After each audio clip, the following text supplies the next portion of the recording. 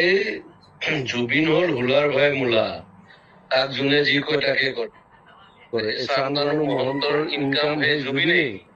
North east ফেষ্টিভেলত লৈ যায়, ইফালে পাপন নিয়ে, পাপন চিয়ানা মাল, ই বুৰ্বক হয়, ইয়াক যোনে যি জেক দিয়ে। মই পাইছোতো তাক বহুত দিন গানে গিয়ানে চিনেমাখনত, তাক যোনে জেক দিয়ে সি সেইটোৱে কৰে। চামগানু মহন্তই তাক লৈ যায়, ইফালে গৰিমাই তাক যাব দিয়ে, তাৰ চিজাৰ আছে এই মিৰ্গি। মেইন কথা কি জানো, চামগানু মহন্ত, ননীগোপাল মহন্ত আৰু এটা ডিজিপিটোৱে তিনিটা শিয়াল জন্ম দিছে মাকে, দালাল। এই গোটেই হিমন্তই বেক কৰাৰ কাৰণে সিহঁতে ইমান দূৰ যাব পাৰিছে। আৰু কেতিয়াবা কংগ্ৰেছৰ পৰাই পইচা খাই আছে সিহঁতে, বিৰাট বদমাছৰ হাতী হয়, তাৰ প্ৰপাৰ্টি চালে তই মৰি যাবি। সেই সি লৈ লৈ যায়, জুবিন গলে অসমত থকা ছিংগাপুৰ চব মানে একদম হাই লেভেল পইচা দি কিনিব, অমুক কৰিব তমুক কৰিব। এই পইচা ইনকামৰ চ'ৰ্চ কিহৰ? নৰ্থ ইষ্ট ফেষ্টিভেল বে। আমি জানো মাঘ বিহু, বহাগ বিহু আৰু কাতি বিহু, কিহৰ এইবিলাক? এইবিলাক ফাল্টু আমি কৰি নিছে। এতিয়া হিমন্তই দিয়কচোন তাৰ স্পষ্টীকৰণ, তাক এবাৰ ৰাইজে পালে দিব ভালকে। সি কালি ডেড বডিৰ লগত আহিব নোৱাৰে, তাক দেখা পালে মাৰিব, তই চাবি না। আৰু আজি কিমান ডেকা ল'ৰাবিলাক, আজি চাবি তই, কালি ৰাতিপুৱা গম পাবি, বহুত চুইচাইড কৰিব, ইমান হাৰ্ট ৰ'ড। আৰে অসমৰ 3.5 কোটি মানুহ, 2 কোটিয়ে তাক ভাল পায়, সি নিজৰ কাৰণে নহয়, বেলেগৰ কাৰণে। আৰু সেই দালালে তাক মানে কালচাৰেল দালাল বুলি ক'ব লাগে। সিহঁতে তাক মাৰ্কেটিং কৰি পইচা ইনকাম কৰে, তাক অলপ দি এনেই মানে জমাই মেলি মাল চাল পাই মেলি পঠিয়াই দিয়ে। এইটোৱে ধান্দা। এতিয়া গৰিমাক প্ৰেছাৰ দিব ইহঁতে যে এনেকে কবা তুমি, তেতিয়া তাইতো যোৱা নাই।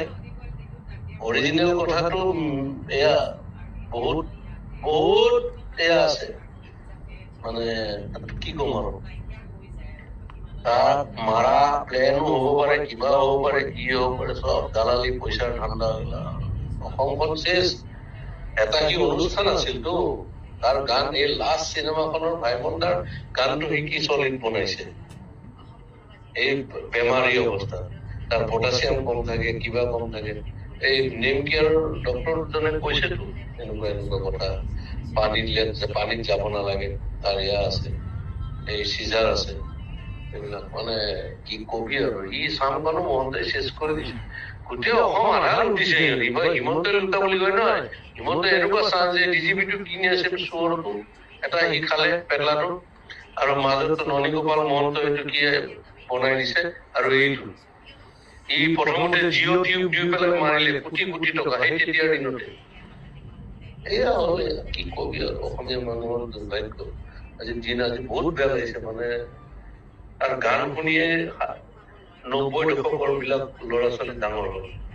আমিতো বাৰু চবৰে শুনিছো, কিন্তু তাৰ গান শুনিয়ে মোৰ ল'ৰা চব ডাঙৰ হ'ল।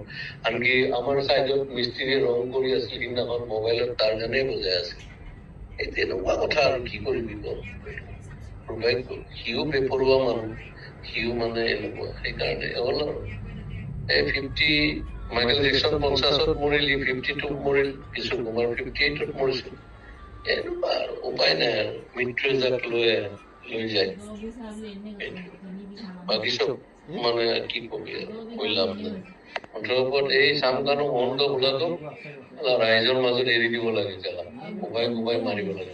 3টা মহন্তক মাৰিব লাগে, এই 3টাই চেছ কৰি দিছে ভিতৰত। ভাল মাটি দেখোন কোনে দিব তাক?